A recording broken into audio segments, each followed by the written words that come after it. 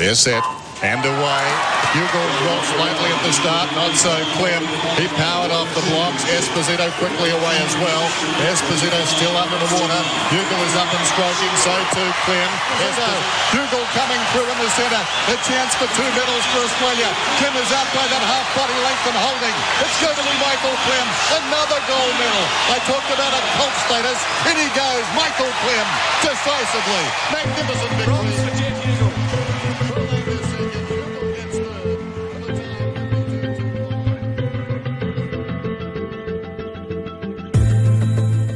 Welcome to the Greg Bennett Show. I'm your host, Greg Bennett, and I've just finished a really wonderful conversation with a longtime friend and one of Australia's greatest ever Olympians, Michael Klim. We discuss his career as an athlete, his transition out of the sport, also his health and living in Bali and what he's up to now. It's just so much knowledge, so much entertainment, and some real inspiration in this one. I hope you enjoy it as much as I did. But a little bit before we go on, I want to thank you all for listening. I truly appreciate that. If you are enjoying the show, I'd love you to share it. Help getting the word out is making this show really grow, so I do appreciate it. And one final thing, I know I can't ask my guests every question. I do the best I can, and I'm sure you probably do have some follow-up questions. So if you want to go to the app AnyQuestion, you can get that on iOS or Android, or you can use anyquestion.com/Michael Klim. That's anyquestion.com/Michael Klim. Go check it out. You can go ask Michael any follow-up questions you might have. You can look at answers that other people have asked him, and it's just a fabulous app, so go check it out. I hope you enjoy this one as much as I did, and remember, success comes to those who endure one moment longer.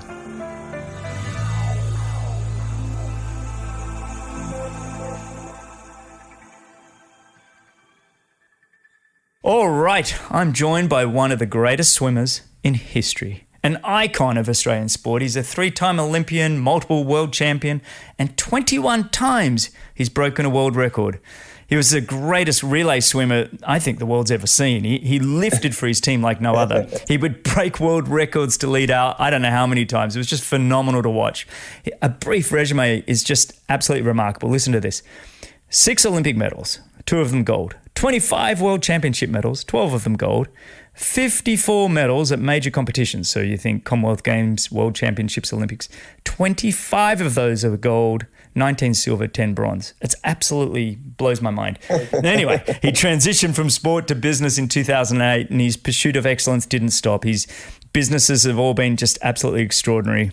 And to top all of that, he's a father of 3 and just one of the most down-to-earth men you could ever meet. It's a pleasure and honor to have him chat with me today. So welcome, and thank you for joining me on the Greg Bennett Show. How are you, Michael Klim? Thanks for the info, mate, and thanks for the stats. Actually, I've never had anyone summarize my my medals as well as you have. So it's nice to be patted on the back at 7:30 in the morning here in Bali. So it's, I feel good about myself. Oh, good. I'm glad you do, because I am a huge fan. I'm a bit of a groupie, and I wouldn't let up, would I, on getting you onto this podcast? I've been so excited. I'm like, you're like, oh, maybe. And I'm like, yep. I just keep asking, and finally I got you. So I appreciate it, mate. You know what? I think, we go back. I mean, maybe you should give the listeners a bit of background, obviously when I was getting ready for Sydney and obviously your career with, getting ready for your pursuits and the triathlon team, we crossed a lot of paths. We did. We always kept meeting each other at random pools around the world. I think we first met, I was going to say at Thredbo, which is up in the snowy mountains of Australia. Right. You were doing a camp with Alex Popov and Gennady Turetsky and Maddie Dunn. I remember. Okay, here's a story for you. I remember you guys were doing your work, and we were the Australian triathlon team. We were doing our swim, and I went down to the change rooms, and you guys are all getting changed. And I walk in, and Maddie Dunn says, "G'day, Greg." And I was like, "Oh, I knew my name. That's pretty cool." And then Popov comes out, and he's like, "Go, Greg," or whatever. And that was a very poor Russian, wasn't it? Anyway, and I was like, "Wow, Popov knew my name." And then you came out and go, "Hey, g'day, Greg." I was like, "What?" And I think I think you guys had been watching like the triathlon Grand Prix on the weekends or something, and so you knew my name from that, and I just thought I'd made it. I thought that to be recognised by the guys who are the greatest swimmers in the world, I was like, oh, that was special. Oh man, look, that Thredbo has its kind of mixed emotions for me because I love the place, but we got punished whenever we were there. That pool, whenever I go back to Thredbo, I really drive past the pool really quickly and I don't stop. So, we shared a lot of those times in the lead up to Sydney. And, we used to jump in after you guys or beforehand, whatever. So it was that I was in awe of what you could do, in the pool, then on the bike, and then bloody run as well. So, right back at you. We used to all finish our workouts and then sit up and just watch you guys. There used to be a glass window. We'd all sit and just watch you guys and just be like, wow, look at what they just broke a minute or whatever for kicking or something. I remember you guys were, you could do extraordinary things. I also remember, here's a side story. Do you remember? We were at the AIS in Canberra. I was doing a camp with one other guy, and Trent Chapman, and you were suddenly there was an announcement that Michael Klim's going to go break the world record in the short course pool. I think it was the 100 fly, and FINA representatives were there. Do you want to go over and watch it? I was like, oh yeah. So a bunch of us won't go over. There was probably about 10 of us. There you are on the blocks, all the FINA people standing around with all the work, and boom, you break a world record. It was just I remember because what happened was I've just got back from altitude training in Flagstaff, and I had a really good camp, and I went to San Antonio and raced there, and I thought I was swimming really quick, and I thought I was hoping to break it in San Antonio, but it didn't happen. But so literally I got off the plane, and when, as you know, with altitude training, you get that initial benefit when you get off the plane within the first 3 days, and then off that altitude kind of boost, and then 3 weeks later, and I'm thinking, I'm not going to wait 3 weeks, so we just there was a competition on that weekend. I swam, I just missed it, and then I organised a time trial for meet, and there was a couple rowers that came down from the dining hall, and you guys, and then I remember it's probably the least witnessed world record in history. It was like a golf clap at the end. We were all like, it's like. But you know what? It proves it proves that a great crowd is amazing, but it's really it's up to you. You can do it in any environment, in any situation. Jet lag, no jet lag. Like people complain about having the wrong preparation. It's all just I think it's up to the individual, right? So that's one thing that Gennady taught me, because even with my first world record experience, where there was a false start, they missed the full start rope didn't drop at 15 meters, and they didn't drop it at the 35 meter mark either. I remember so that. we actually swam 65 meters until they stopped us. So and then they gave us 20 minutes this is the World Championship trials in 97. 20 minutes later, up on the block, and I managed to break a world record. So you don't need that perfect preparation, which a lot of the athletes think I need everything to line up perfectly for it to happen, and that's not necessarily true. Well, I don't know on that. I kind of feel like for the rest of us, everything might have to line up to do anything. Maybe for a few of you that are out there that can go, I can just drop it. But I don't know. That for me, when I was thinking back of stories I wanted to share, those were a couple of really special ones. And where are you at the moment? I remember that day. You're in Bali, right, at the moment? Where are you? Yeah, I'm in Bali at the moment. I've been sort of living between Bali and Australia since nearly 10 years. May will be 10 years. So my ex-wife lives here, and we share 3 kids, and they're with me at the moment. You would not believe it. Unfortunately, Bali announced that the schools went to online learning this week. Oh. So they should be starting their classes in about 25 minutes, but I don't see much action behind me. So I've got 3 kids. I've got a 10-year-old, a 13-year-old, and a 16-year-old. Wow. She just turned 16. So yeah, life is and I've obviously just started my first Klim swim school here in Bali, which probably a long time coming, but I'm really sort of excited about. I guess I've had over 20 years of experience with learn to swim and water safety, and this community kind of really needed it. It's got a really poor record of water safety and also drownings, and there's also a bunch of local athletes that haven't had exposure to, elite training, and there's a really strong expat community that loves swimming, and so I made sort of made a promise to myself that I'm going to try and make this happen, and join partnership with a place called Finn's Recreational Club, and got a great facility. So 5 months into it, and it's Bali's great. Look, it suits me. I've had a interesting couple of years, and sort of just wanted to prioritize being around the family and my health, and my partner who's been so supportive with everything. So so Bali's great. For most of Aussies that have been here, they come here on holidays and they wish they can. Everyone says I'm going to move here, but it's actually doable. It's it's a doable lifestyle. No, I remember my father-in-law saying, live where everybody else wants to holiday, and find out how you can make that work, and I get it, True. It's like we're down in South Florida here with that same kind of mindset. It's like, well, where do people come for their 2 weeks vacation each year? Well, okay, well, let's hang out there. But Bali, are you a surfer? Are you close to the waves there? Definitely. Some of the best waves ever.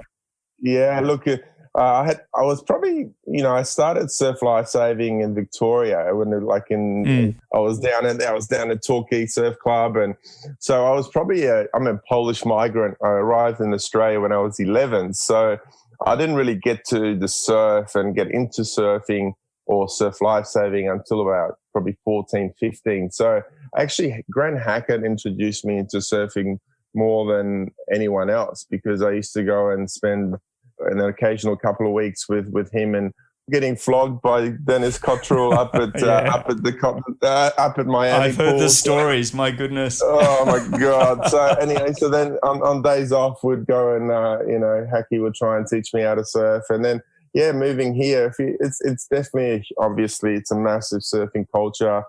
I mean, within the island, there's over 250 breaks that are good breaks. So. Unfortunately, I've had some health issues, and I haven't been able to surf properly in the last 2 years. But hoping to get back into it. And my daughter surfs, and it's definitely like just as like you've swum in open water. I'm also involved with the World Series swims, and for me, I turned to open water after swimming in the pool, because it's just that feeling of being out there in the open, the salt water, the sun, it just, there's something about it. So surfing did the same thing for me as well. It's that salt water train. I was never a pool swimmer, as you could probably tell by looking at the way I swam. But I grew up training with Craig Riddington and Guy Leach down at Manly Beach, and it was all ins and outs in the surf and power swimming, and it was like that's what I loved. And then you'd have to go to swim squad, or have to go. I mean, you wanted to go, but you went to swim squad in the pools, and then I never swam well in a pool. My times never translated from pool to open water. I just way preferred it. Well, to be honest, I was never very good in the open. Open water, Oh, God. No, honestly, I thought I was lucky enough to win the Peter Pub once, and that's my only claim to fame in open water. But but you're up against guys like Grant Hackett and Ian Thorpe, and I mean, geez, it's not like you're going up against weak guys. And look, and my excuse was always that I used to swim for less than 50 seconds, and a lot of these ocean swims were at least 2K, 3K, etc. So that was my excuse. But no, it is a different discipline, and I'm enjoying watching the 10K now at the Olympics. It's become a real focus, and I think it's got that cycling mentality where there's almost a team kind of environment where you're trying to get your best guy in the best position with to do that final. final sprint. I had our friend Kai Hurst on about 6 months ago, and it was so cool just to talk about that. And I mean, obviously he's involved in a lot of things, but the tactics of the 10K open water swim race, and exactly. he feels like he screwed that up, but it's still fascinating.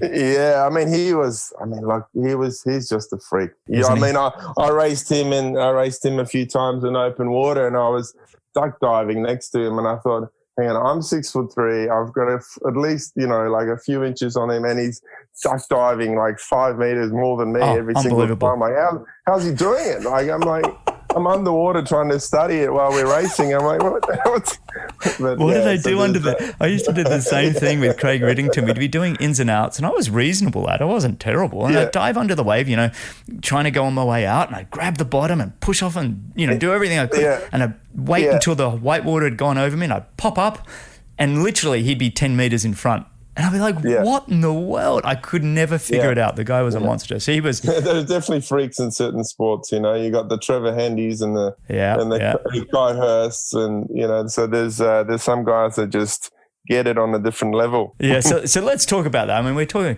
some of the big names of Australian sport, and I apologise to our American and European listeners, but we're talking about some of the Australian big iconic names of sport. Trevor Hendy and Kai Hurst were our surf Ironman guys that were just unbelievable athletes. And but you were one of that golden era of Australian swimming that came through with the likes of Grant Hackett and Ian Thorpe. Actually, you were right in the middle there because you were on the back of Kieran Perkins, who was, the 1,500 metre, and then you brought that 98, which we'll go into in a moment, that World Championship, into 2000 Olympics when Thorpe was he 17 at 2000 Olympics? He was pretty young. I can't remember what he was. Yeah, he was 15 in 98, so you were 17 at the Games, But you were part of that era where... we talk about when Australia. I don't want to say that we're not there now and we don't have some great people now, but boy, it was a special time. I mean, do you look back and just go, "Wow, I was part of a really special time in Australian sporting history"? Absolutely. I was fortunate enough to be a roommate with Kieran Perkins at the '96 Games, and Chris Feidler and guys that had. I guess I used to look up to, Susie O'Neill and Kieran. And then for me, in my first ever Olympics at the age of 17 to be in the same room as KP, who I had the cover of his Sports Illustrated after 92 framed in my bedroom, was just phenomenal. And and I'm very fortunate that let's say you got your Sam Rileys and Susie and Kieran and then obviously, then Thorpe and Hackey and Liesel and Libby and Skippy and Patrice Thomas, and the names just keep going, right? Yeah. So there was definitely this, because I think, and Kieran definitely was the one that started it all with, the likes that rivalry with Glenn Houseman and Daniel Kowalski. Yeah, wasn't that fun? So you basically, I think there was a clusters of events that brought up this whole, the team.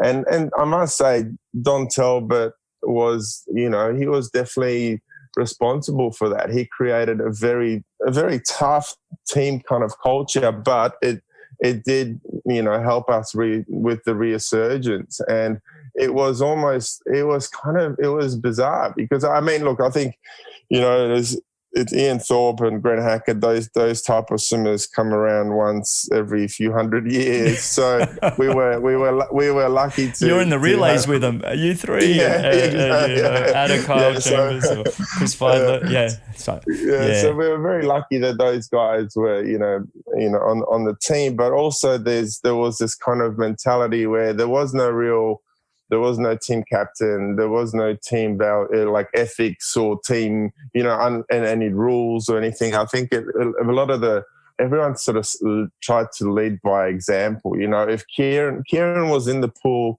the last one to get out because he was doing a heart rate set, it means, that means I want to stay in there too. And then same with Thorpe, so there was like, and it wasn't one-upmanship, but it was like everyone was setting the bar higher and higher. You were all leaders. So, you were surrounded by leaders. I mean, leaders lead by example, right? And you just want to be a part of that. Yeah.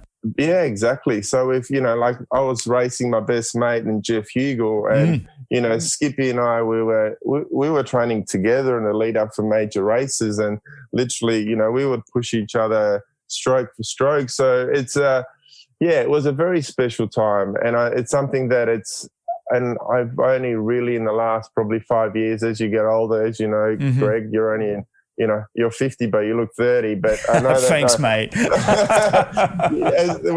when we get older, I think we become more nostalgic, and I think you appreciate, what we were part of, and that period of, having that.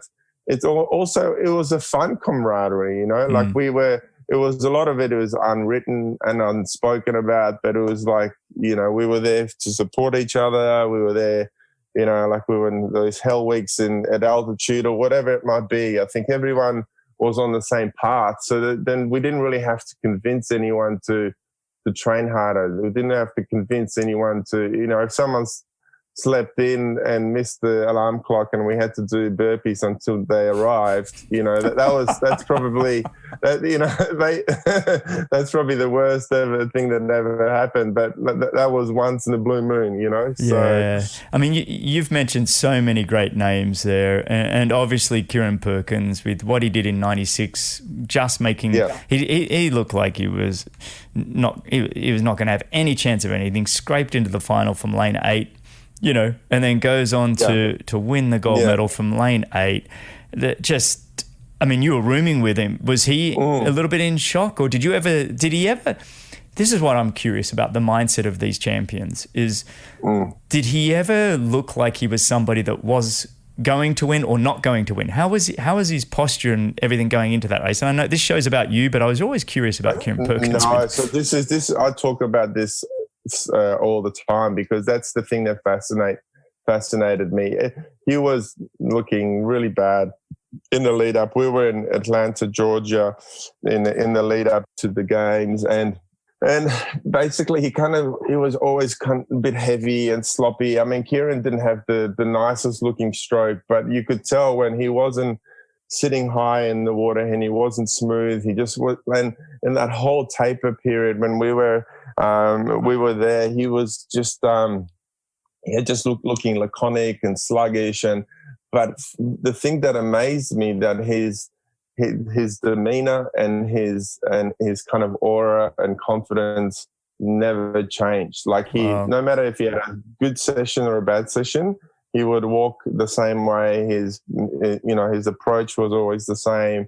And even after the heats, there was probably one switch that I saw after the heats. It kind of like, okay, no, it's time to go. Not it's time to go, but you could see this level of intensity that he had sometimes would come through. But I think he almost willed himself to that race, because he knew he had the ability. It's just finding it out of that bag of tricks and talent that he had. But it was the thing that amazed me, that throughout all the peaks and troughs that he had in that preparation, his personality, his attitude didn't waver, which is, I think it's a really good lesson for junior athletes or anyone. It was phenomenal. Yeah, just trying to ride through that. Trying to ride through the preparation is the key. Being patient and even waiting until the gun goes for the final. That's when it comes, and that's what happened with Kieran.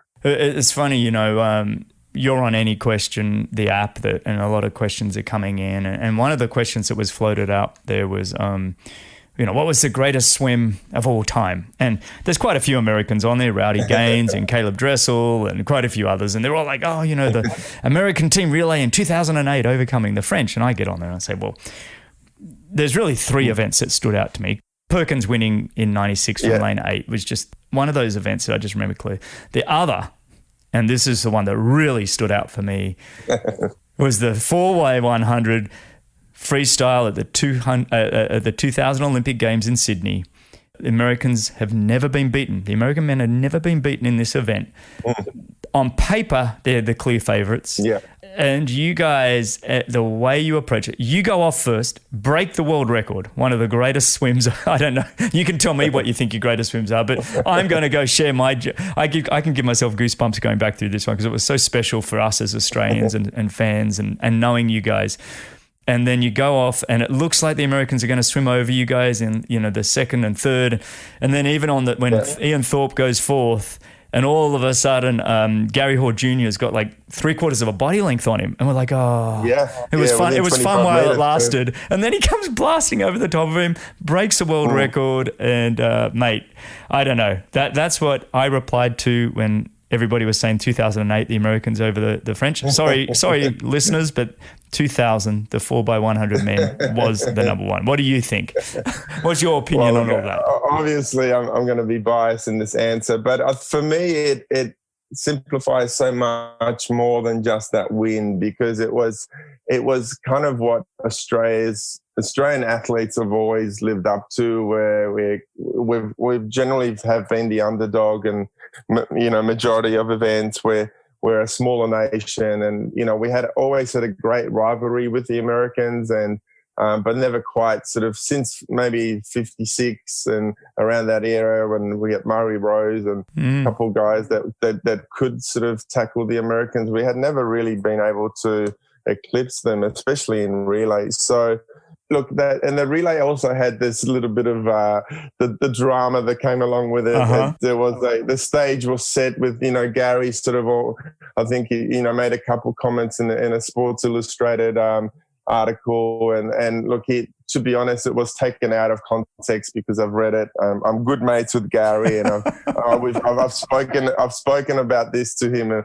on many of occasions, actually, and whenever we do interviews, we have to set the story straight. But let me clarify for all the American listeners. He said that the Australian team would be the hardest team to beat, but then tongue in cheek, because he's sponsored by Gibson guitars, he said, but I'm going to smash the Australian like my Gibson guitar.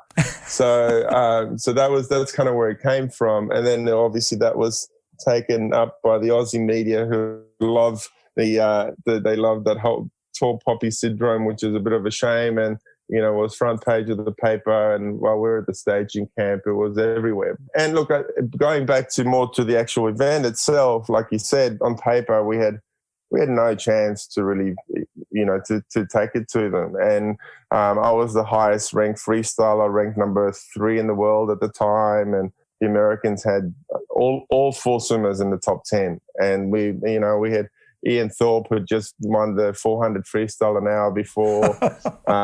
He was, he wasn't that great at the trials, and we put our faith in him, hoping that he could pull something out. And Chris Feidler that was his last. He was the old man, exactly. And then Ashley Callis, who was a rookie, had never swum at an Olympic Games or a major competition before. So, and the only way that we knew that we could tackle the Americans or even put them off their game is, they like to dominate, and they're great with starts and turns, and and basically love to lead the whole way. So I'd spent 2 years working on my starts and my underwater work, and the only chance, and I didn't swim the heats, and I felt really good that morning, and so the coaches decided to rest me. So I was very fresh, very keen to get in the pool, and it almost like I was bursting out of my skin. And, I turned in 22.8 seconds, which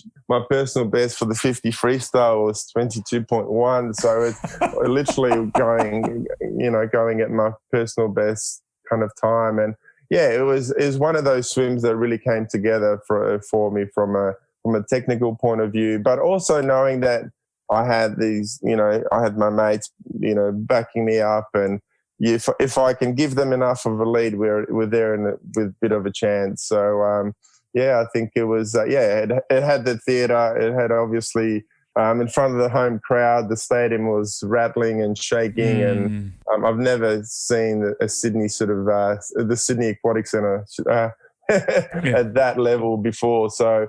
It was, for me, it's definitely a special moment, but it's obviously the first night of the Olympic Games. it really set up that game. It set the tone, didn't for it? Australia. It really did set the tone. When you think back, do you have a fondest memory? Is there one that really sticks out, or is it a collective? What is it when you think back? Look, there's two. There's two. One obviously. I remember when that night after the 4x1 freestyle relay, we went through the process of the drug test, went through the recovery process of massage and hot and colds, and then the press conference, which you can imagine that first night was huge. And we were walking into the dining room, which was around, I think, was 1:30 in the morning, and to our amazement, there was hundreds and hundreds of athletes that waited for us and gave us a standing ovation. So, wow. for me, when we were there was 4 of us. There was obviously the support staff, and walking into almost a full dining hall, and everyone standing and giving us a standing ovation. That's for me, that stands out. Like, I can I can talk about that all day. It's just a special moment. Everyone could have gone to bed and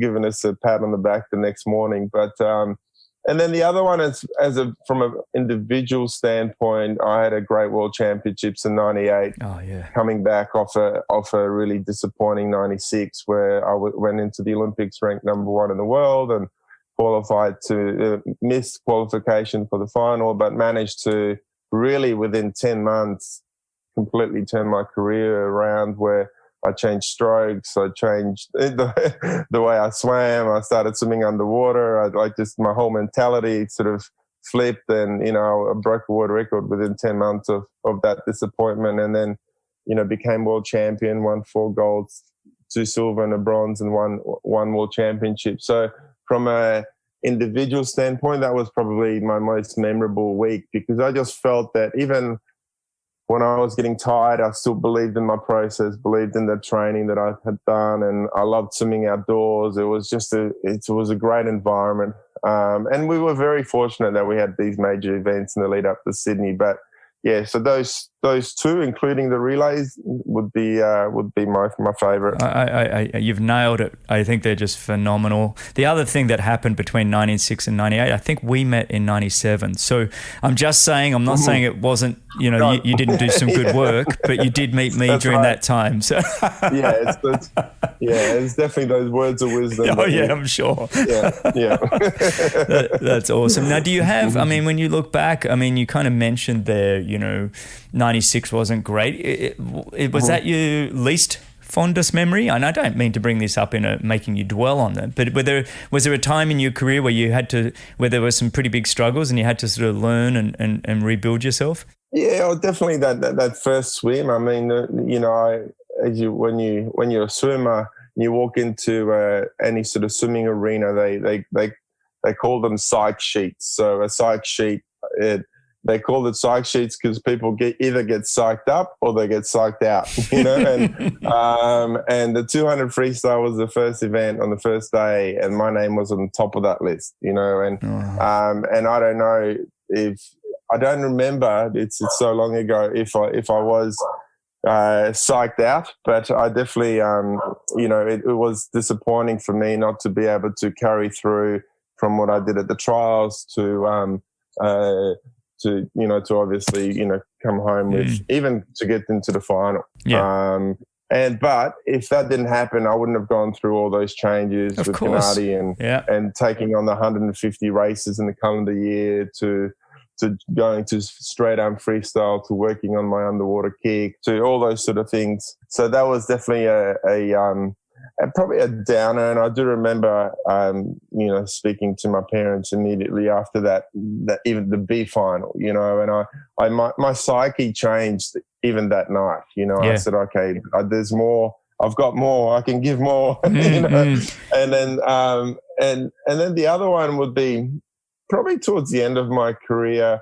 It's as an athlete, and I'm sure you can understand, Greg, when your heart is in it and mentally you really want to achieve something and you still have the drive and the passion, but your body is just not responding, and I got to a stage after the Commonwealth Games in Melbourne where I was still swimming reasonably well, but the world of swimming had progressed, and we had likes of Eamon Sullivan, who started swimming really well, and James Magnussen started coming through slowly, and there was some really good sprinters domestically, and Andrew Lauderstein was the butterfly, and I was starting to just really, I was getting frustrated because I was, one, getting injured, two, I couldn't get out of my body what I knew it was capable of. And so that was a bit of a, even though I had a world championships on home soil in Melbourne, I swam in the 4x1 medley relay and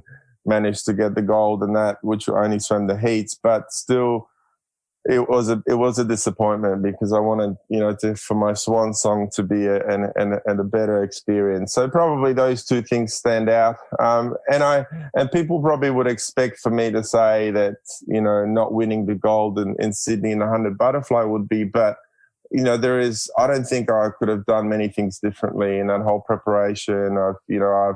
I gave it all in every possible swim, so the 4x1, 4x2, the 100 freestyle, everything. So unfortunately, I'm a very kind of reactive athlete where, neurally I can, fatigue quite quickly, and, so I can, it can change very, very quickly. And unfortunately, the piano fell probably a few meters too early, and last floor lander just got on the wall 0.04 of a second in front of me. So that's the swimming is like, dun dun, you're an Olympic champion, you suck. It's like, what? It was like 0.1 second, whatever.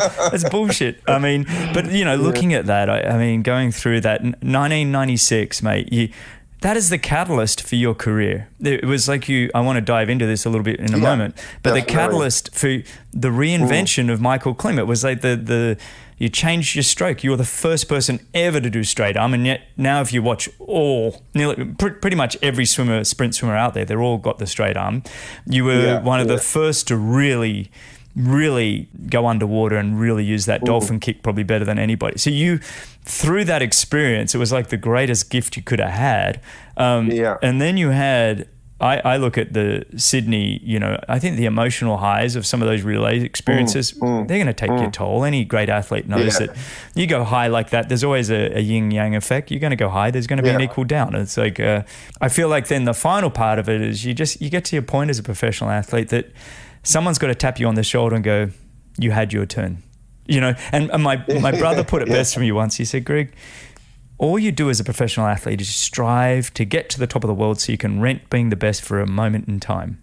You never own it. You just rent it. And it was like, when he said that to me, I was like, you're right, you get that moment. That's like, so I know what you went through. Yeah, exactly. But that decade of swimming, that you did has left a mark and an impression on, so many people for so long, and those records stood for one of them stood for about 6 or 8 years, didn't it? Which was a 100-meter butterfly world record you had for a long time. Right. Yeah, the 100 fly. Yeah, that was that was around 6 years, and Michael Phelps and Ian Crocker and a few of those guys were chasing it, and so I was able to keep them at bay. Unfortunately, I wasn't able to lower it myself, but so look, I think I'm not going to repeat everything that you said, but I think I completely agree. If it wasn't for that experience in Atlanta, if it wasn't for the lessons that I actually implemented a plan afterwards, and kind of changed as an athlete, because initially I wanted to be Alex Popov. I wanted to swim like him. I wanted to be like him. I was swimming alongside him for many years, but I realized that physically I'm not like him, mentally definitely not. I needed to sort of find a method or a practice that worked for me, and rather than trying to emulate somebody else. So it was definitely, and I do agree. I had my probably, and it's interesting. I don't know why, but people talk about my relay performances. They're always the best splits that I've ever had compared to my individual events, and it's.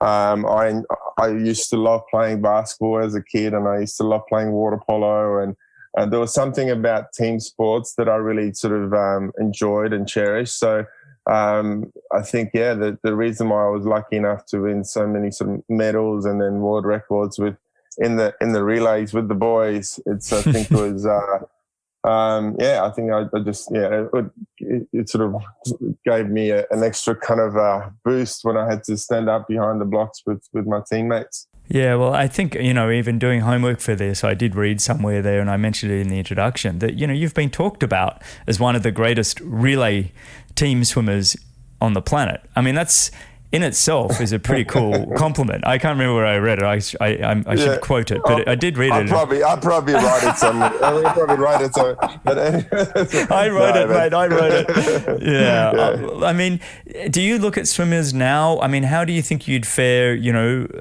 with the way that it looks like, with the Caleb Dressels and the Manadous of the world and Bruno Fratis, who I had in here.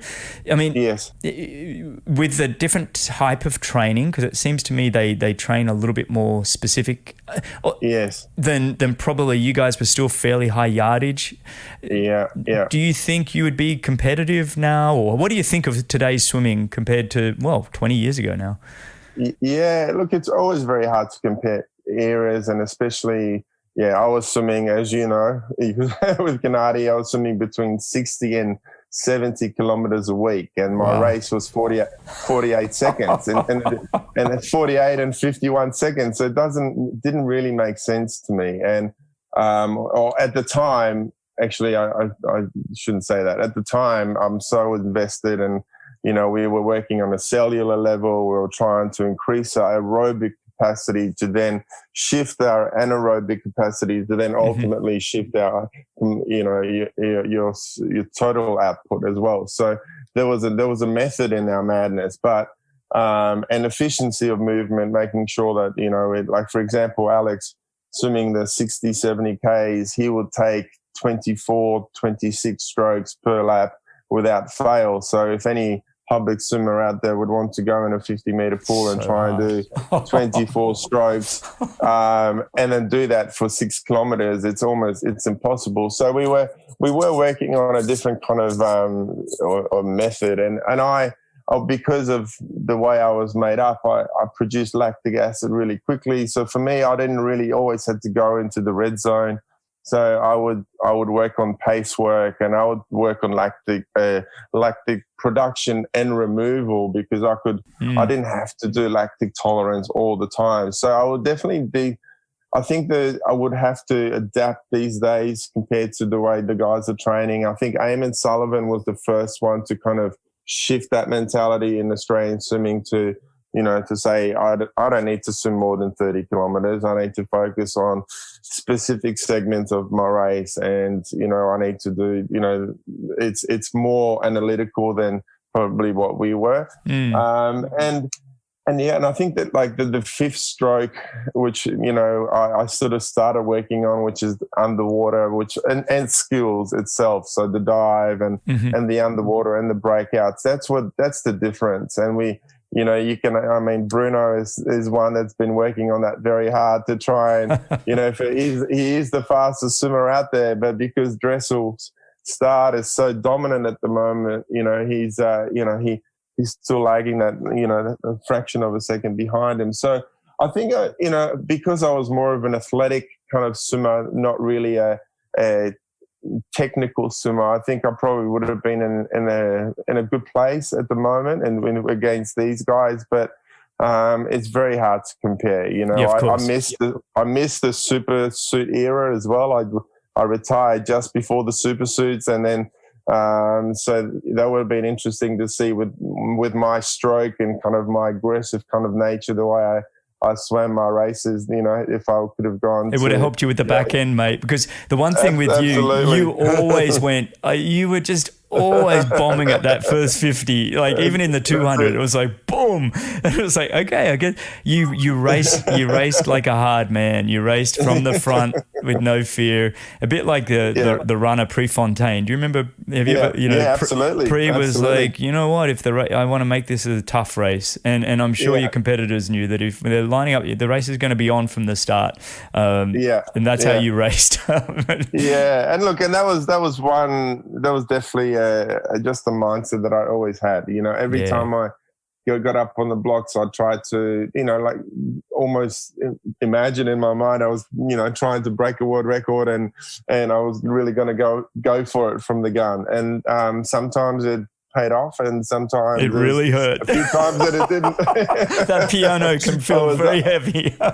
I remember the trials for the Sydney Games. Actually, I was swimming next to Thorpe and in the 200 freestyle, and I think we turned in like 50 point at the 100, and then I was and we turned in like 116 or something crazy, and Ian obviously went on to win that, but I was in front of Ian Thorpe at about 15 meters to go, and I'm thinking it's going to come off, but then I literally I must have started literally moving backwards because it was the longest 15 meters of my career. But so it's a very fine line. You got to go fast, but not hard. Fast and not hard. I love that. A quick mini break. I want to encourage you to go check out AnyQuestion. Go to anyquestion.com/Michael Klim. That's anyquestion.com/Michael Klim.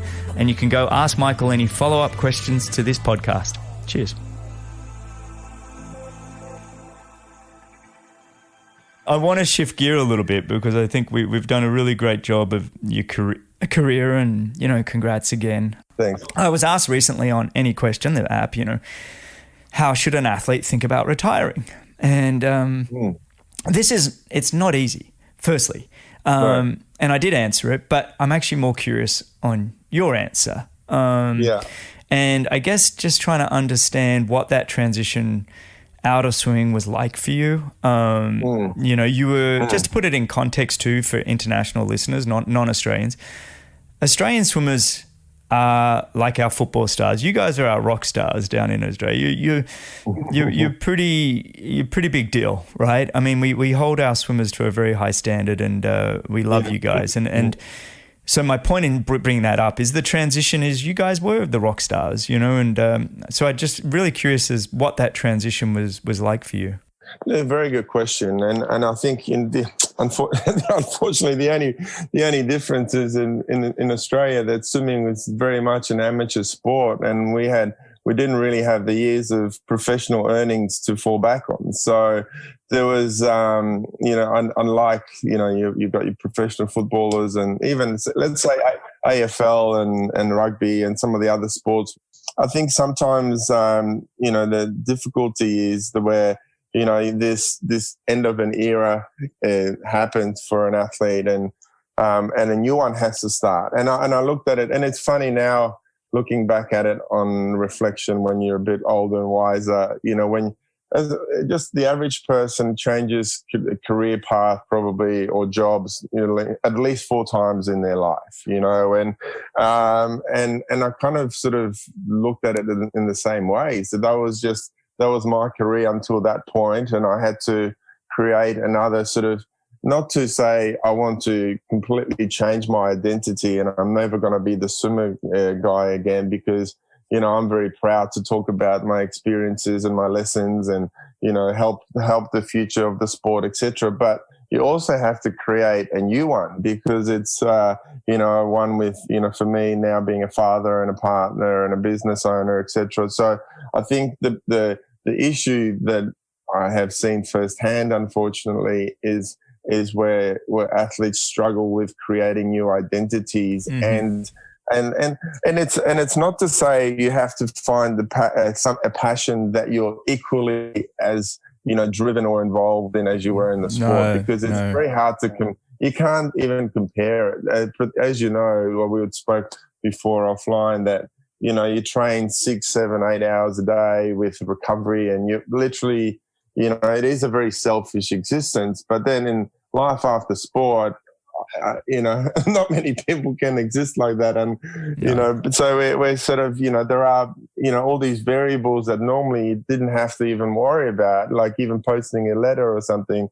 Suddenly become, reality, and you have to go shopping for yourself. You've got family, you have to feed them. You have to, there's all these kind of responsibilities that in life, in sport, and were never a concern. So So for me, I was fortunate that I had, being Polish born, I had a very strong, supportive family network. My dad was, helped me with some sort of investments in property and things like that. And also I had management who sort of, I wasn't able to continue sort of, I guess, my swimming brand, Michael Klim, to continue sort of spreading the message. And there was enough brands that I could identify with what I was doing, because I still, post-retirement, for me, swimming, I didn't hate swimming. I loved it, For me, swimming is still a big part of my life. I swim more for meditative reasons than I swim for, to clear my head. I swim for health and wellness. So it's a skill that I have, and I'm going to use hopefully for the rest of my life. So I was able to communicate that to everybody. And then, and I went through stresses with work and also with health and family. I went through a divorce and all these things that the average person deals with. And so I think because I had set up a few other sort of support structures and then used the tools that I had in my swimming career, from, finding the time, finding a way to overcome stress, or, taking yourself out of a certain situation, or communicating properly. I mean, I think, as an athlete, you communicate with your coach. That's probably the most important communication channel that you ever have. And it's, I think I learned so much through my sporting career that it would have been a shame that a lot of people just completely forget about that previous life and want to start a new one. Whereas I tried to sort of, I guess, elaborate or magnify what my learnings from sport and use them in life after that. So I was I was fortunate. I started a skincare brand that existed for 13 years. I recently just sort of I parted ways with the guys, and they're taking it into, we were in 16 different countries, and and I was general manager for many years. But then I actually approached it like I did my swimming career, very aggressively, and it took a toll on me physically. And I was spending a week in Bali, a week in Australia, flying back and forth, trying to be a parent and then try and be a business owner. And so I suffered some health issues, and only recently realized that, again, another lesson to prioritize things. And COVID was for me a little bit of a blessing, because it was almost a way where I could slow down and work out what is really important for me, and self-care is something that I think athletes, because self-care for us when we're competing comes so naturally, because, you're actually the exercise, the recovery process, the mateship that you have, the group of people that you're with, these are great self-care examples, but when you remove yourself from that environment, a lot of those self-care kind of, routines fall out, fall out of the way. Suddenly they become work, whereas before they were kind of easier. Yeah, exactly. Yeah. So, and so recently I'm probably more involved in health and wellness through corporate channels, and now started the sim school here in Bali, and a bit of a swimming community, and so So I've, instead of I still do a grind, just slightly different. I don't probably answer 200 emails a day, but I deal with close to 200 kids a day, which is kind of fun in a way. Yeah. My negotiation skills have actually improved since I've been trying to convince kids to do butterfly than getting buyers to buy my product. So, So look, it is, and so in a long story short, I think it's that transition in identity where you have to, and I don't. These are all cliches, but they're cliches for a reason. I think the reinvention of one's person is the key. So, and I think, that's for me. I was able to find things that still kind of gave me pleasure, and I still devote time to the things that I enjoy, like going for an ocean swim or going for a surf with my daughter and things that are, and it's not necessarily gratitude, but just enjoying the moment and being present. Like, you don't get those highs of standing on the podium in Sydney, but, the focus is a little bit different. So as long as your priorities and focus is in line with your identity, I think you'll be fine. Well, mate, it sounds like that was fantastic, by the way, because it's like you touched on just so many great points there. Things like being grateful, for me, starting with at a place of gratefulness whenever you're making a transition. And I think especially for professional athletes, it's like, the way I answered on any question was like, well, look, start with gratefulness. You got to be a professional athlete. You got to be an Olympian or world champion. You got to have I heard your answer. You did? And it was kind of like, if you can start there, and I think you touched on another good point. It's not to say you're going to find something that's where you have that passion again, but you got to live your passion already. So you've ticked the box. Most people don't get to live their passion. You got to do it already. And I think so. When you said those couple of things, I'm like nodding my head, going, that's right. But it's not to say it's easy. I think for some guys, because at the end of the day, finding that purpose for you, it was, you had a young family, you had to provide, you had to, it was like, I don't have time to sit around and be miserable or wonder what I'm doing for the rest of my life. I got to get going here. And the other one you mentioned, and I love this one, because I'm all about relationships and family. And you've mentioned a couple of times your Polish background. We kind of went straight over your childhood in this episode, but you came in and you have that strong support system, which is an enormous privilege. It's an enormous privilege to know you've got the support of family. Absolutely. And look, there's been times definitely that and I don't necessarily always, share those. When I was down or struggling a little bit mentally, I wouldn't necessarily share it with my family, but somehow my mum would pick it up in my voice, and then a day later would call me and say, "What's going on?" And I'll go, "What do you mean? How do you know?" So like it's, so it's, mums know, mate. Mums know, don't they? It's like you try to. Like, they know when you're trying to get away with stuff too. So, but so I think, I was, it was initially, it was also probably, it was tricky for me to even put up my hand, and I never actually spoke to a professional or a counsellor during my career, maybe towards the end when I was dealing with injuries and preparing for retirement. But I started, I speak to, a counsellor regularly every couple of weeks, and just to help me manage, or be more, the most kind of effective person that I can be, because it's, there are so many variables at times we fall back into old patterns or triggers, etc. So I think that being able to say, okay, I need help for this, or I need someone to talk to. We're very fortunate. If you've got someone that you can express your feelings to, do it. You've got to be able to share, don't you? I mean, we've heard people say, you're a professional athlete, you must be super fit and healthy. And we've both sort of been talking, this, for me, I retired when I was 44 from professional racing. I beat my body up for 27 years as a professional athlete. You beat yourselves out for at such an intense level, because there's an intensity about what you did that is far superior to what I did. And you beat yourself up at such an intense level for such a long period of time.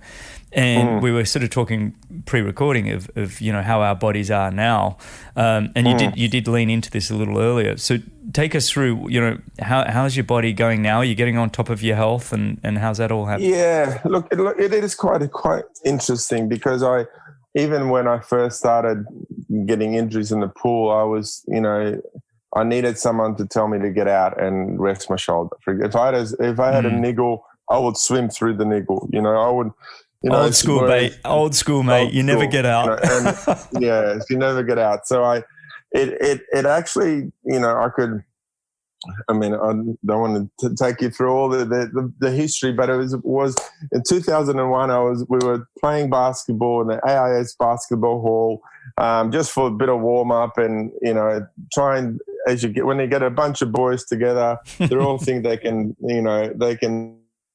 play like the NBA. And I jumped up and tried to dunk, and I did a dunk, and I fell down and I broke my ankle. And breaking that ankle in 2001 was actually the thing that that kind of, like you used the word catalyst before. I think it was probably the first thing that broke the chain, because I moved on to then training on the Gold Coast with Dennis, and it put my back out of whack, and I started having back problems, and I had a back operation. And then after the back operation, I started having shoulder problems and had a 2 or 3 shoulder kind of labrum reconstructions, etc. So that was that in that swimming career, which I struggled to get over. But then, after sport, I sort of went, instead of letting my body kind of heal properly, or getting it in balance, I sort of went into adventure racing. I went into running. I went into ocean swimming. I sort of kept pushing, and I think there was I probably wasn't listening to my body again, and recently, my ankle, which, I broke in 2001, was in such bad shape that I couldn't really walk. I had to have it fused about 3 years ago. Whoa, okay. So that's so now I've got like a bit of a club foot, and then my back continued to degenerate, and I started getting real bad sort of sciatica issues where I had the old, they call it the foot drop, or where you can't really sort of lift your toes properly, so I had to have another back operation, and on top of that, I think if it's stress or if it's everything, I developed an autoimmune disorder called CIDP, which affects muscle or nerve function and nerve movement and sensitivity, and so I think it's and there's no one knows how it happens, but I think it's definitely. It made me more aware of how much more careful and probably, caring I should have been of my body, because I only knew one way, and I think, I think we're probably more fragile than we think we are. And I always thought that we're more resilient than we think we are. So, I'm dealing with, I think the back and the ankle, they're kind of under control. It's the autoimmune stuff that's a constant kind of I wouldn't say battle, but it's just the management thing that I have to continue to stay on top of. But it is kind of it is interesting that I'm kind of paying the price for the things that I did probably 20 years ago rather than yesterday. It's amazing where sport's gone, isn't it? I mean, these days we talk sport and there's a whole health and wellness component to it. I studied with a company called Hintsa Performance in Finland, and Aki Hintsa was an amazing man, and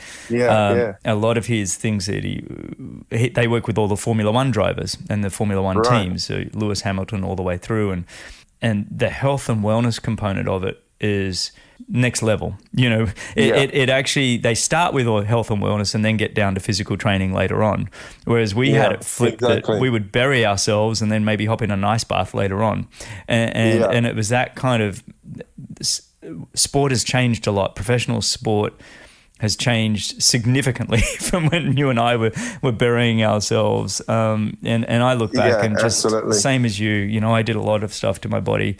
And you used to wear it like a badge of honor. I talk about, and this is probably too much for this show, but in the 90s, I urinated blood several times, but you wore it like, if I'm willing to piss blood, well then, no one's going to beat me. And it's like, you idiot. You idiot.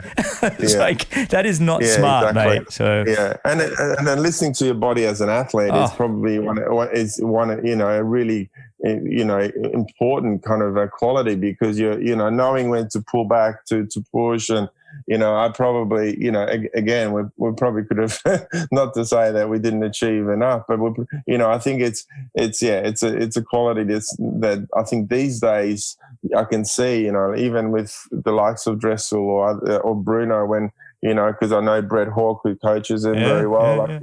I've been in the conversations when Bruno's not quite feeling and you had him on the show recently. Just literally adjusting things as you go along, rather than, okay, this is our training plan, we're going to stick to it no matter what, you know. Whereas now I'm lucky enough to have learned from some of the likes of Brett, and I adjust my session as we go along. So we start with something that's on the board, and I look at the swimmers after, say, warm up, maybe the first set, and then we adjust it, because it is, that's how I think that's where sport's heading. That is, where communication, and also being almost in the moment, rather than it's not a game of survival, which was back then, the likes of Laurie Lawrence and Duncan Armstrong and those sort of things. That was just whoever survived won. Yes. Yeah. Well, I had Brett Sutton as a coach, and you'd know Brian Sutton, yeah. So it's the same kind of mentality. We all went through that, and it really was. If you throw enough mud at the wall, some of it will stick. So let's just keep doing it. Yeah, exactly. But, mate, well, I have a couple of more questions just before I let you go. Sure. These are just some fun ones. If you could sit with any 3 living people, who would it be and why? Probably Jim Morrison. I love the Doors. That's awesome. He's such my son is the 2 things my son is actually into, and he does like to swim, but 3 things: basketball, tennis, and guitar. Right. So we both love rock and roll. So we listen to all different different music. So I think probably if we can say out of anyone, say the Doors, Jim Morrison be one, but MJ, I would, I've watched obviously the last documentary, which what was that called? The Last Dance. The Last Dance. Look, I don't. Who else? And I have to say my partner, otherwise if she listens to this, I won't get, and I don't mention her, I won't get fed tonight. So Michelle, I do have amazing conversations. She's a talker, and it's funny because I'm not necessarily one, and it's funny when you meet someone that's the opposite to you, and it kind of gets you to do things that you're slightly outside of your comfort zone, and especially when it comes to emotions and things like that. So it's been it's been a really enjoyable kind of great relationship. I'm glad to hear. So I said Jim Morrison, Michael Jordan, and Michelle. But listen, so we need to find one living one. Well, they live. No, that's fine. We're going to keep that. And then you did lean into the next question, which who do you think is the greatest athlete of all time? Oh, look, who watched Pipeline on the weekend? Come on. Kelly Slater. He's 50 next week or something. He's 50 next week. So, I mean... Well, actually, when this podcast comes out, I think he is 50. But he was a week shy of 50, and he's winning Pipeline. I'm a 50-year-old man, mate, and I can hardly squat. Yeah. I can... getting in and out of this chair is hard enough, and the guy's winning Pipeline. I mean, but don't you think it's interesting though, Greg? From you can probably look at it in a different way and explain to the listeners. It's an interesting era now. We've got Nadal, we've got Federer, we've got Tom Brady, we got even Tiger Woods now is playing. We've got Kelly Slater. We've got all these guys, Drew Brees. You've got all these athletes that are in their 40s or late 30s that are performing incredibly well. Well, it's like what we just talked about, the health and wellness, component. It's unbelievable. Nicholas Santos is the butterflyer from Brazil. He keeps breaking records. He's 37. So so there is something about what that we've definitely found the key to longevity in sport compared to what I don't think we had it back then. If occasionally, we had one swimmer, Dara Torres from the American, who managed to fire the odds a little bit, and but there wasn't really older swimmers. But now it's, I think it's definitely changing. No, I think you're right, and I think a lot of it is health and wellness, and obviously money and more awareness of things. I actually found it for me. I think I won Chicago triathlon, which was a pretty big one when I was 43, and that was my last big win. Or it was 42, might have been 42, but I remember 43, 44, just the edge started coming off 43, 44. Like that ability to run a 10K well. Like I started running like a 31:30, and that was still good running, but it was when you're up against Javier Gomez, I'd get a minute on him on the bike, and then he'd run me down, and it was just an awful feeling to be running down. I'm like, mate, and that's where my brother tapped me on the shoulder and said, "You've had your turn, mate." And I was like, I really have had my turn. I milked it. But anyone, like, you still would have had the world record for a 10K run at 42, no?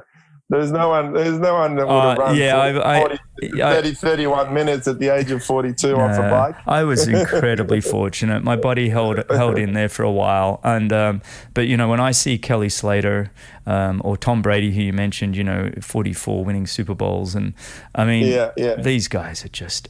It really is extraordinary. I mean, Kelly Slater is 50. We're not talking... I mean, it's not even 40s anymore. It's like, anyway, mate, fantastic. Can I ask you a question? Yeah. Because I'm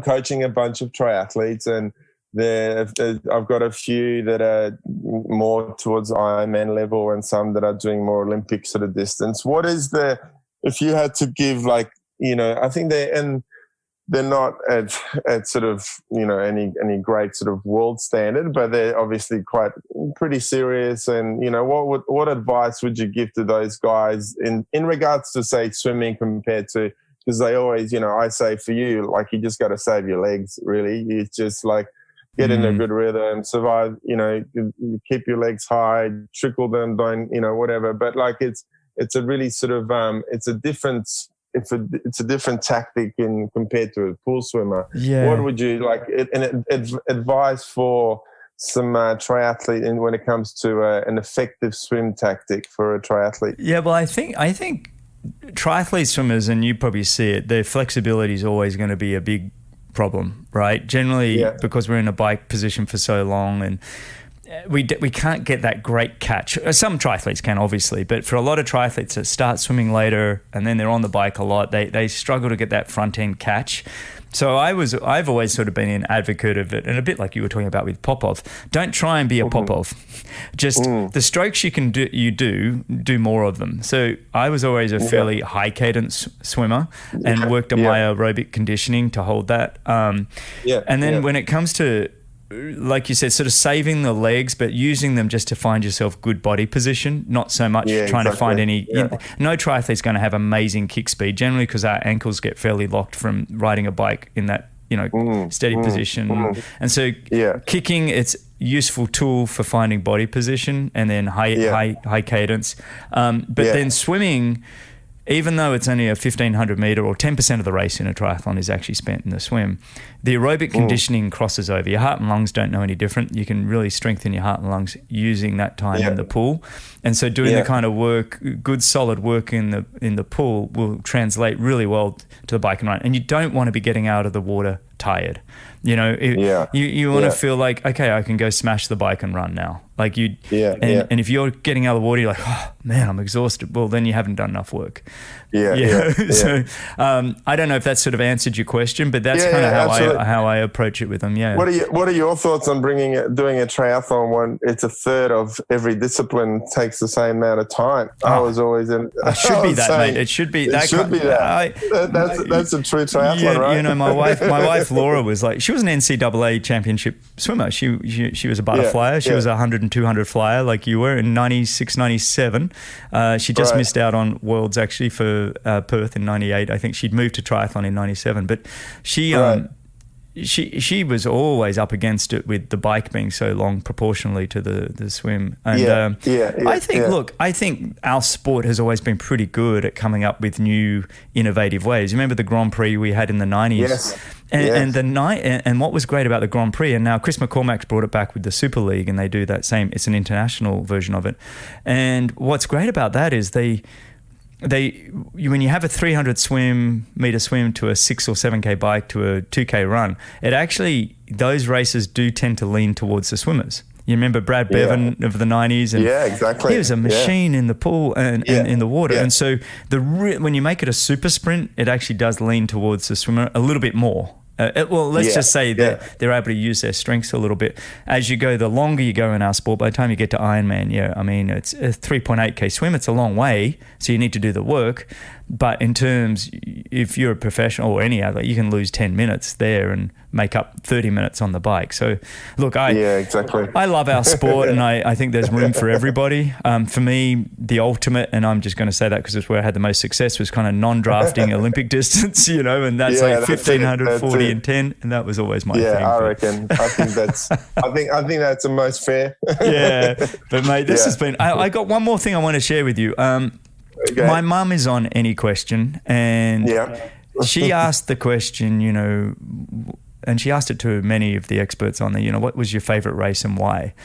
And you answered it, and I think you might have even said "Hey Sue" or something, and I got a call from her one afternoon, and she's like, Greg, I was on the app, and Michael Klim answered my question. And she's like, it's like getting a note from Dawn Fraser. This is so special. So I want you to know, I just got to let you know that you really made my mum's day on that one.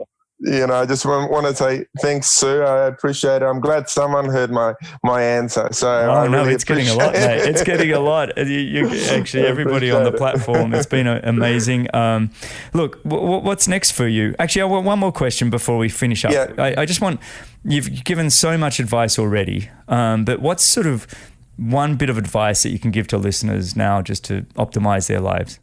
Really good. I mean, that's a very broad question, but look, I look at it like as a wheel of wellness, and we've got all these different dimensions of wellness, and some we're really good at, and some we're not good at, and I think it's almost for me, I try and basically do the best I can in as many areas as I can. So, and we're not always going to be as good from time to time or whatever. So I think it's, making sure you move every day is one, would probably, for me, movement is medicine, like even now when I'm even not 100% healthy, it's movement for me is medicine. I feel better after getting up in the morning and doing a couple laps, or even stretching in the sun, or jumping on the bike, or whatever. I think movement is medicine. So having time for that mindfulness practice, and whatever it might be, if it's a surf, or if it's a bike ride, or if it's meditation. So, and I think just I think there's different areas of wellness, say knowledge and social wellness and etc. So I think, identifying the ones that you're probably not so good at, because it means you've probably been avoiding them, and trying to sort of spend a little bit more time in those areas. Like for me, my emotional wellness wasn't great, and that's why I mentioned Michelle sort of being able to evoke and promote some of those things for me. So I think, identifying which areas you're probably weak at, but the things that you enjoy, continue doing. But for me, definitely movement. I think moving your body every day is key. So love that. I think, So I'm not sure if I answered that. No, that was brilliant, mate. Correctly, but I've got the wheel in my head, and I'm trying to figure out where I could be doing better at. And I'm like you. I do 45 minutes of something every day, physical movement. My social has become this podcast once a week for the last 2 years. It's like this is my adult conversation away from a 2 and a 4-year-old. It's just very therapeutic having a conversation. But honestly, mate, next time we got to do it in person. That'd be great. We can I'd love that. Have beers in a hammock, and I'm very fortunate that I'm coming over to Florida I've been inducted to the Hall of Fame of swimming, and the induction is happening in October. So, why are we talking now? We're going to have to redo all of this. We're going to have to redo this in October in person. And is that in Fort Lauderdale then? Is it? Is that Fort Lauderdale? It's in Fort Lauderdale. Oh, mate, yeah, it is. I'm only 45 minutes up the road. So, we'll have to do a quick wrap up on the night. Well, huge congrats on being inducted, and very worthy. I love that they're looking after you. I think that's fantastic. What's next for the year? What's next for you? Oh, look, I think for me, I really just want to continue sort of developing this swim kind of program that I've got here. We've got a few national swimmers competing in Southeast Asian Games and in Asian Games. So, I'm sort of enjoying coaching the elite, but developing sort of the grassroots of the sport as well. Good man. And I've recently also I got involved in the World Series swims, which is we've got open water swims around Australia. We're just about to have one in Noosa, which is one of our most popular swims. We've got 2,500 swimmers, which is creeping up close to the Peter pub. So, but we've actually started. It's called Swim the Gold Coast, which is the first kind of big marathon swim on the east coast of Australia. So we swim from Kira all the way through to Surfers Paradise. So it's on the 28th of May. So I'll be doing it in a team, but also to actually come to fruition. We've had obviously because of COVID, we've had a few delays and cancellations. And 1 year it actually wasn't COVID; it was just the swell was too big. We didn't want to put any athletes in jeopardy. So I'm looking forward to racing or swimming swim the Gold Coast as part of the World Series swims, mate. You got a lot on your plate, mate, and I'm glad you're getting back to Australia a couple of times. And I am looking forward to seeing you in Fort Lauderdale. We will have to catch up then. That'll be fantastic. But mate, thank you so much for just your time and just sharing all your journey and just so much knowledge there too. It's just extraordinary. I really enjoyed this, buddy. So thank you. My pleasure. Thanks, Greg, mate. Yeah. Good to hear from you again. And we will have to do it in person. All right. And listeners, you can do ask follow-up questions to Michael at anyquestion.com/Michael Klim. That's anyquestion.com/Michael Klim. Thanks everybody for listening. You can find all the show notes and timestamps and links at bennettendurance.com/media. Thanks a lot for listening. If you enjoyed the show, your support would truly be appreciated. You can visit the Patreon page or you can subscribe with your podcast app of choice. Don't miss the next episode, so subscribe and be notified. For show notes, if you want to know more, please visit bennettendurance.com. I'm Phil Liggett, and on behalf of Greg Bennett, here's to the next time, and I hope you will join Greg again very soon.